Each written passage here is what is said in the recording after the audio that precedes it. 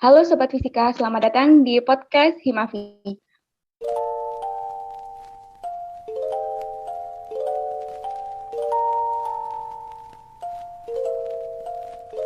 Sebelumnya, perkenalkan, aku hari ini sebagai MC, namaku Adinia Tianingrum, Angkatan Fisika 2018. Nah, di podcast kali ini kita akan membahas salah satu mahasiswa yang mengikuti kegiatan Student Exchange di Universitas Tun Hussein on Malaysia. Kita sudah bersama dengan narasumber kita yaitu Mas Nabil. Selamat datang Mas Nabil. Selamat datang Mbak Andini. Halo semuanya teman-teman fisika. Gimana kabarnya?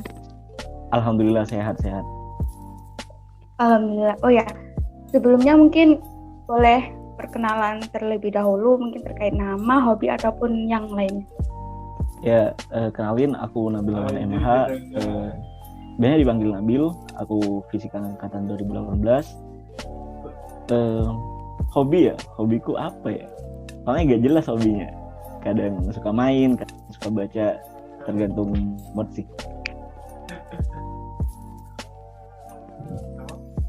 Terus di semester ini nih, kesibukan yang dijalani itu apa aja gitu?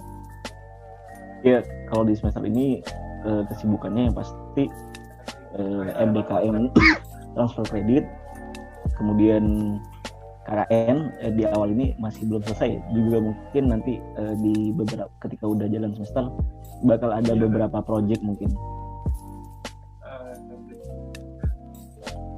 Okay. Aku mau tanya nih, kan Mas Nabil itu sebagai student exchange ya di Universitas Tun Hussein on Malaysia. Nah, itu gimana sih awalnya kok bisa sampai ikut program itu gitu? Ya, jadi pertama sih iseng-iseng ya, sama kayak teman-teman biasanya kalau ikut kegiatan itu iseng-iseng, pengen tahu nih, pengen coba apa sih ini kok sepertinya menarik gitu. Kemudian kebetulan ini Mbak Andini juga tertarik sehingga serasa ada temannya gitu, serasa lebih semangat gitu. Jadinya ya udah kita coba aja gitu. Di sana cuma transkrip nilai. Setelah itu pengumuman dan alhamdulillah keterima di 2 mata kuliah. 2 mata kuliah yang diikuti itu mata kuliah apa aja sih Mas? 2 mata kuliah yang terikuti di Universitas Tun Hussein on Malaysia itu, yang pertama itu nuklir fisik, yang kedua itu radiasi biofisik. Terus apakah Mas Nabil di sana itu sendiri atau mungkin ada temen nih dari anak-anak fisika? Ya, moderator kita sendiri sebagai teman satu-satunya ya, sebagai satu-satunya teman di 2 kelas tersebut, di nuklir fisik maupun di radiasi biofisik. Nah, terus ngomong-ngomong, kan kemarin udah ngejalanin tuh pertukaran pelajar di UTHM. Itu model pembelajarannya itu gimana sih? Terus bahasa biasanya yang digunakan oleh dosen itu bahasa apa? Ya, dari 3 dosen yang ngajar itu, 1 dosen dia itu menggunakan full bahasa Inggris. Kemudian 2 dosen lainnya itu kadang menggunakan bahasa Inggris, tapi kadang menggunakan bahasa Malaysia. Cuman secara dominan beliau menggunakan bahasa Inggris. Nah, beliau sadar kalau kan orang Indonesia sama Malaysia sih nggak beda-beda jauh gitu. Jadi kalau kan pakai bahasa Malaysia sebenarnya nggak terlalu menjadi masalah seperti itu.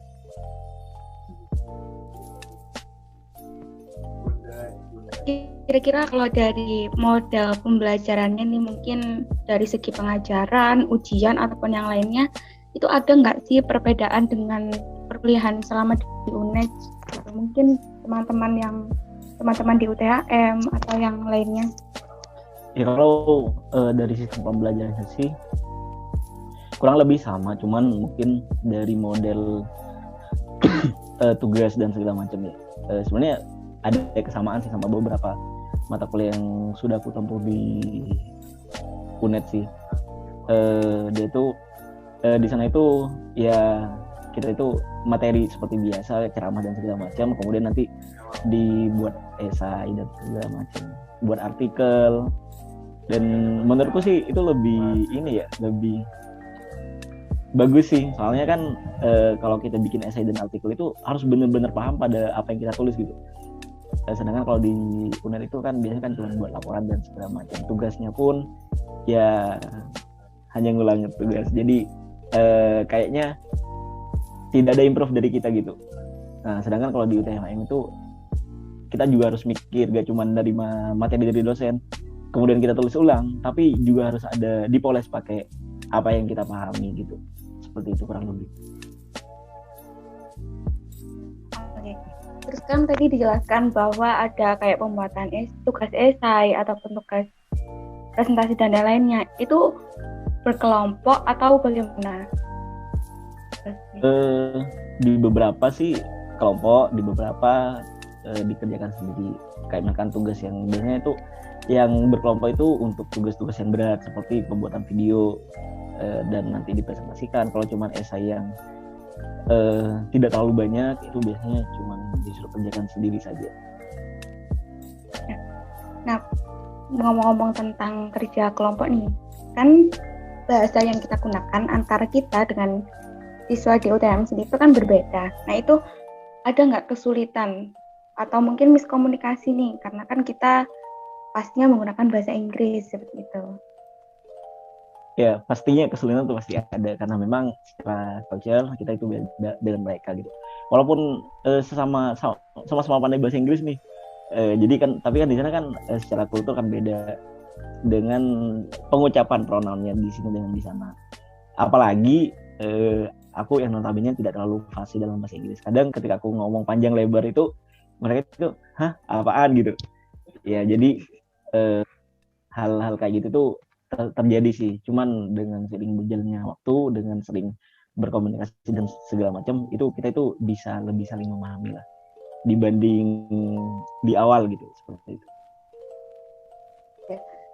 Iya sih benar juga, karena kan mungkin kalau di bahasa Inggris itu lebih sering di mispronunciation-nya itu mungkin. Karena kan kadang pengucapannya itu beda seperti itu. Nah, kira-kira menurut Mas Nabil, murid-murid di sana itu kayak apa sih? Mungkin apa mereka itu ambis atau mereka itu ya sama lah kayak anak UNED gitu, diem aja gitu waktu pelajaran. Ya sebenarnya kalau kita agak jauh beda lah dari mereka bagaimana di kelas dan segala macam. Cuman mungkin karena mungkin ya tugas dari di sana itu lebih berat dan bisa dikatakan ya respon dari dosennya itu seolah ketat banget gitu. Jadi mau gak mau mereka itu harus juga ngejar dan harus do the best gitu. Kalau mungkin di sini kan beberapa temen ya itu masih ya santai lah gitu. Ya udah nanti gitu bisa selesai dalam 2 jam kok tugasnya. Nah, sedangkan kalau tugas di UTHM itu ya benar-benar butuh effort yang lebih gitu. Soalnya tugasnya lumayan juga kan. Ya kalau dari mahasiswanya mungkin sebenarnya sama, cuman mungkin dari cara mereka karena dapat treatment dari dosennya itu berbeda, jadi mungkin mereka itu sedikit lebih lebih punya effort lah untuk dalam pembelajaran, mulai dari mengerjakan tugas dan mengikuti kelas dan segala macam. Terus tadi kan dikatakan tuh ada tugas esai, tugas yang lainnya pokoknya yang tentang tulisan itu. Berarti penulisan esai dan tugas ataupun yang lainnya ujian itu memakai bahasa Inggris? Semuanya full bahasa Inggris. Sampai ke kuis pun, ujian dan segala macam tetap menggunakan bahasa Inggris. Itu apakah ada kesulitan? Karena kan menulis esai pakai bahasa Inggris itu nggak mudah ya, apalagi kita harus memahami dan ya yang lainnya. Ya pasti ada kesulitan.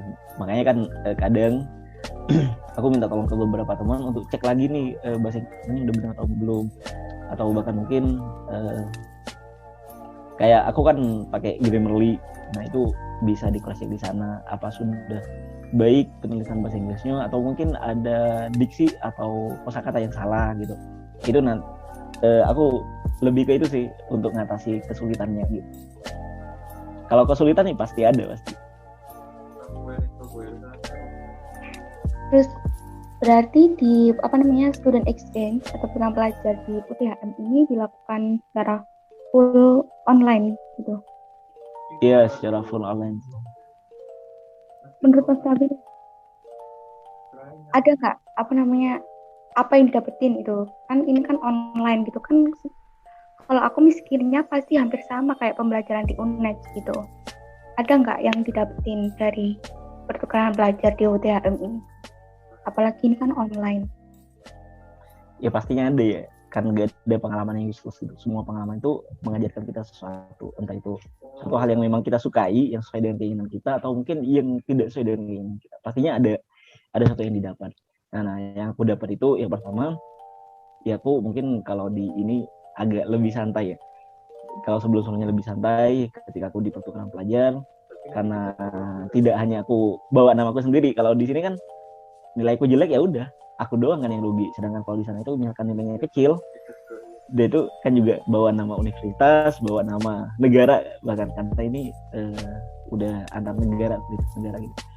Jadi ya harus punya effort lebih gitu. Bahkan kadang ketika di kereta api sambil mengerjakan tugas di kereta api sambil kuis. Mungkin kalau di UNED gak sampai seperti itu sih. Cuman ya itu sih nambah semangat aja gitu. Ya walaupun ya harapannya sih memang semangat itu bisa terus berlanjut. Ya cuman walaupun misalkan gak berlanjut nih semangatnya cuman 100 meter kemarin itu setidaknya pernah merasakan semangat. Itu yang pertama. Yang kedua, aku bisa tahu nih kulturnya orang sana itu seperti apa. Di sana tuh dari ada yang lebih ke India-Indiaan gitu, ada yang lebih ke Chinese gitu, seperti itu. Sedangkan kalau di UNED kan mayoritas teman-temanku ya orang Jawa Timur, orang Madura, Jawa Timur, Jawa Tengah itu mentok-mentoknya. Jadi mungkin ya yang dihadapi ya orang-orang kayak gitu doang gitu. Sedangkan ketika exchange, aku lebih banyak tahu gitu tentang lintas budaya gitu. Terus yang ketiga pastinya kan ilmu.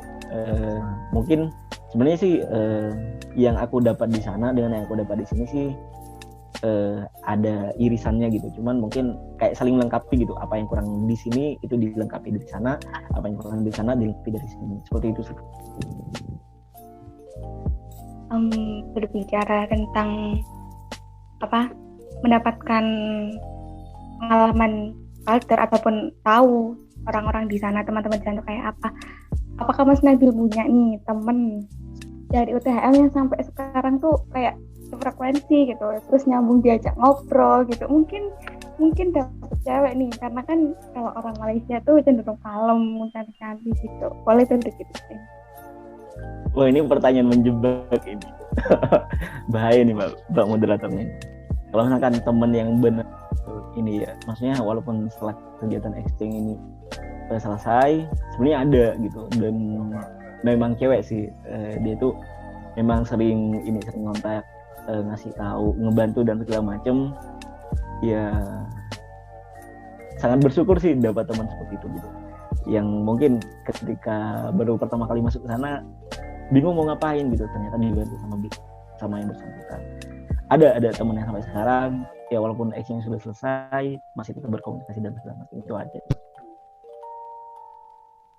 Nah, karena Mas Nabil punya teman deket nih sampai exchange-nya udah selesai, ada nggak pikiran gitu atau rencana buat lanjut S2 atau pendidikan di sana? Kan udah punya teman juga, mungkin kan lebih enak gitu buat masuk ke UTH-nya. Wah, sangat menjebak ini ya. Kalau misalkan rencana kuliah ke sana ya masih ini sih, mungkin keinginan kuatnya itu masih belum ada gitu untuk kesananya gitu. Tapi untuk lanjut studi itu ada, cuman untuk kesananya itu masih tidak terlalu kuat keinginannya. Mungkin seiring berjalannya waktu bisa jadi gitu. Cuman untuk saat ini masih belum sih kalau kesananya gitu. Cuman kemarin kan dari salah satu profesor juga ditawarin untuk future study misalkan di sana, ya kami dari UTHM buka karpet merah gitu, dan itu kan bagus sekali sebenarnya kan buat kita, buat aku sendiri sih.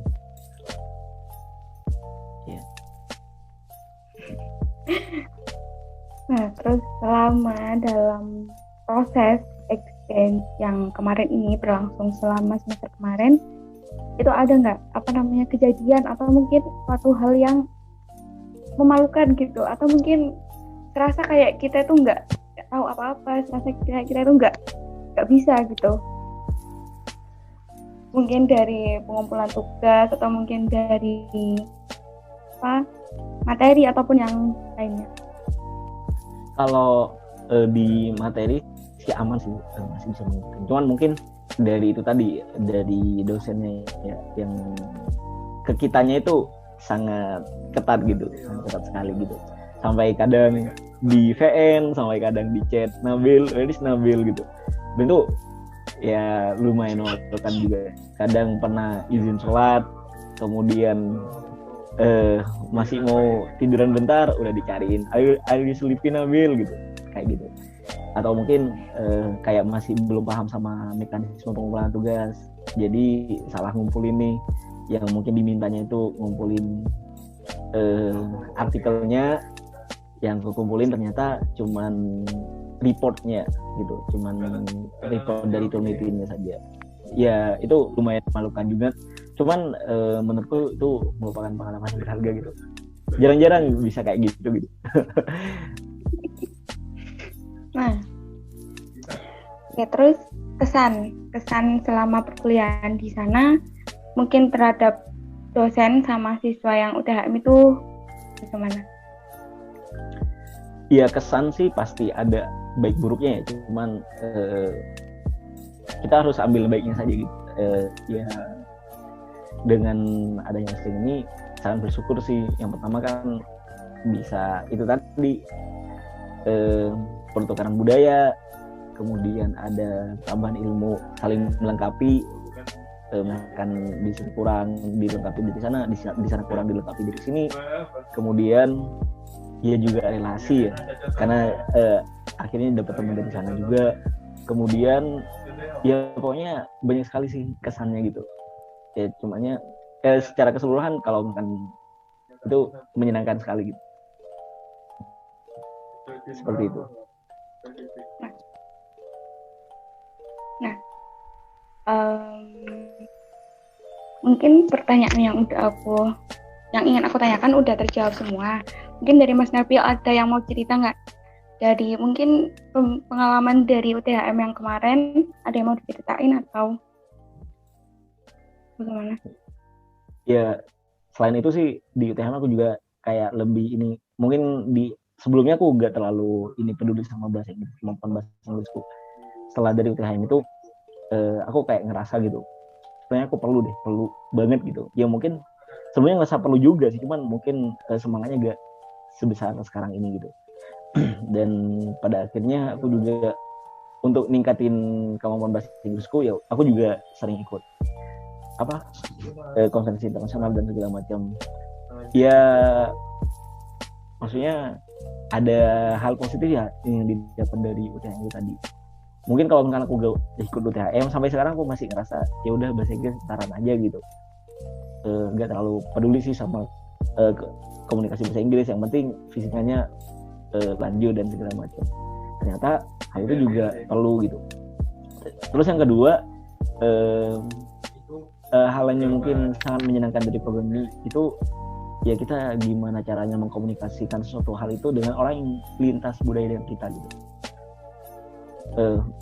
Mungkin kalau kita komunikasi sama Andini nih, mungkin karena kita culture-nya hampir sama, Andini juga asli Lumajang, yang mungkin etnisnya juga sama-sama Madura dengan aku, lebih enak nih ngomong gitu. Cuman kalau misalkan ada orang yang di luar budaya kita, yang bahkan mungkin berseberangan dengan budaya kita gitu, yang orangnya kasar kita halus, atau mungkin kitanya kasar dia halus gitu, itu bagaimana cara kita mengkomunikasikan itu juga harus dilatih gitu. Jadi itu penting sekali sih, dan sangat menyenangkan sekali gitu. Ya tapi yang bikin kurang menyenangkan sih karena kegiatannya online. Kalau aku cari-cari di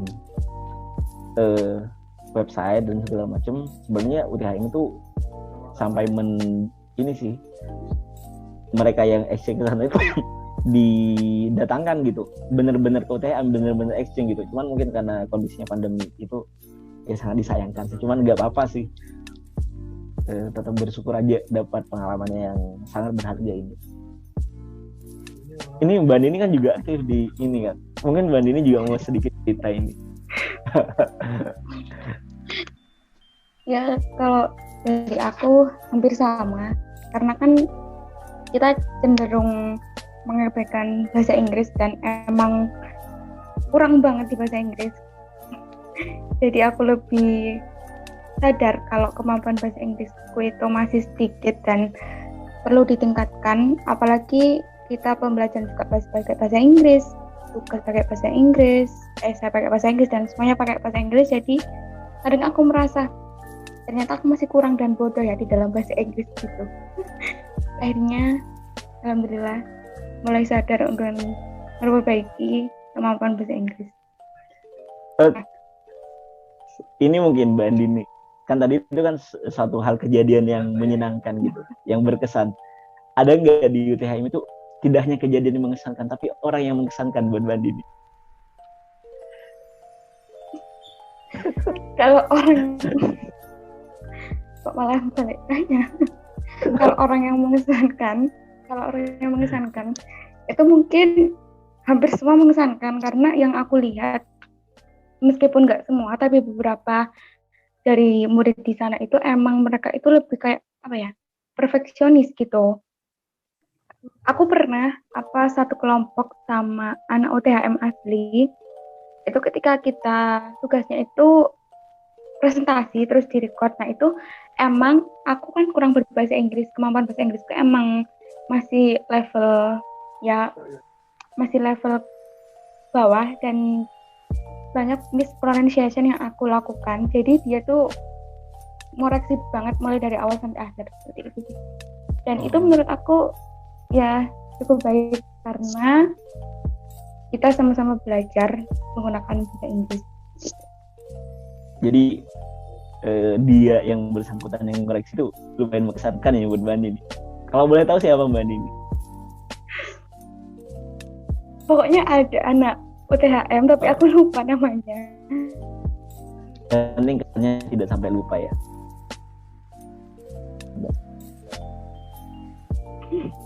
Ya, terus dari Mas Nabil aku tanya, terus apa?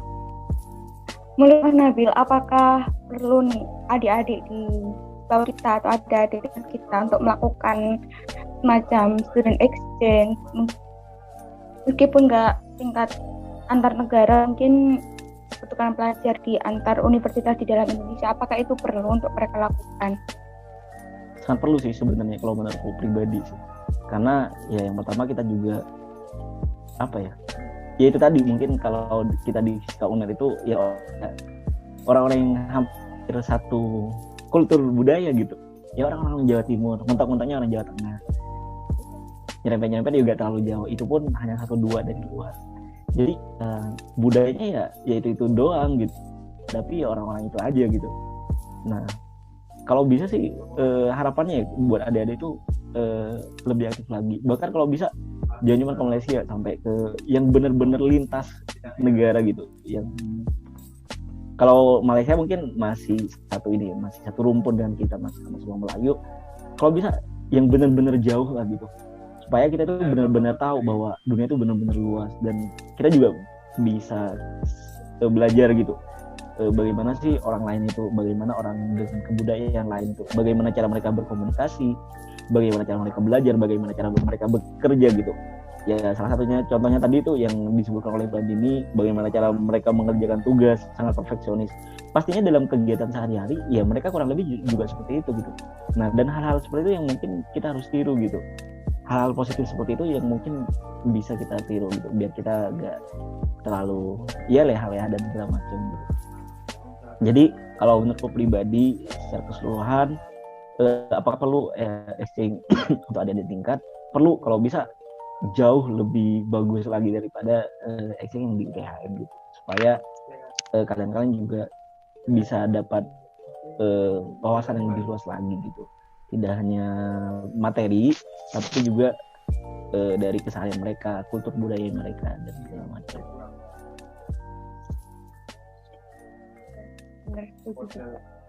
karena kita nggak harus belajar dari UNED terus, karena kita harus explore, apalagi mencari relasi itu penting ya, untuk tadi ataupun mungkin untuk kerja itu juga sangat penting, karena kan kita sudah berada di tingkat mahasiswa gitu. Nah, mungkin dari Mas Nabil, kata-kata terakhir, mungkin ada closing statement untuk teman-teman fisika atau adik-adik fisika biar mereka semangat untuk mengikuti jejak Mas Nabil. Wah, tanda petik jejak baik ya. Kalau jejak buruknya jangan diikuti ya, siapapun ya. Kalau jejak baik siapapun tetap harus diikuti. Nah, kalau dari aku ya, untuk adik-adik ya, mumpung masih muda gitu, kita itu harus banyak-banyak berperan gitu. Kita harus banyak-banyak belajar gitu, karena kita masih belum punya tanggung jawab. Kita kan masih belum punya tanggung jawab anak, istri dan segala macam. Jadi kita masih punya kesempatan buat benar-benar mengeksplor dunia gitu. Kita harus banyak-banyak belajar supaya nanti ketika kita udah tua, ketika kita udah pada masa matang, kita itu udah punya pengalaman yang lebih gitu. Dan itu sangat perlu untuk kita nantinya gitu. Dan kita juga hidup di era yang globalisasi, yang mendunia gitu. Jadi kita ya jangan, pola pikir kita ya jangan cuman sampai di lokal, apalagi cuman tingkat Jawa Timur dan segala macam. Kita harus benar-benar buka gitu seluas-luasnya untuk wawasan yang lebih luas lagi gitu. Mungkin itu saja sih dari aku. Terima kasih Mas Nabil. Semoga ilmu yang acara sharing kita hari ini bisa bermanfaat dan memotivasi adik-adik yang lain, dan untuk adik-adik tingkat yang lain, untuk adik-adik tingkat fisika, tetap kerja keras dan jangan berhenti untuk mengeksplor dunia luar, karena di masa mahasiswa ini kita perlu untuk mencari relasi, pengalaman dan yang lainnya sebelum kita masuk ke dunia kerja itu. Karena di dunia kerja itu tidak hanya membutuhkan akademik saja, tapi kita juga membutuhkan soft skill, apalagi relasi itu juga penting. Oh, ini mungkin tambah kalimat lagi ya, terkait dengan relasi. Ini aku ngutip dari salah satu temanku ya. Networking atau relasi itu sangat menentukan net worth, penghasilan bersih kamu gitu. Jadi apa yang akan kita hasilkan nanti, entah itu berupa material dan segala macam, itu tergantung bagaimana relasi kita. Itu aku ngutip dari salah satu ini punya temanku sih. Mungkin itu bisa jadi ini juga buat teman-teman yang lain, buat adik-adik juga. Itu sedikit tambahan sedikit. Oke. Semoga acara sharing hari ini bisa bermanfaat untuk adik-adik yang lainnya dan bisa menambah pengalaman dan juga semangat kalian untuk terus bereksplor tentang dunia luar. Dan untuk podcast hari ini aku akhiri. Sekian, aku MC pamit undur diri. Terima kasih dan sampai jumpa.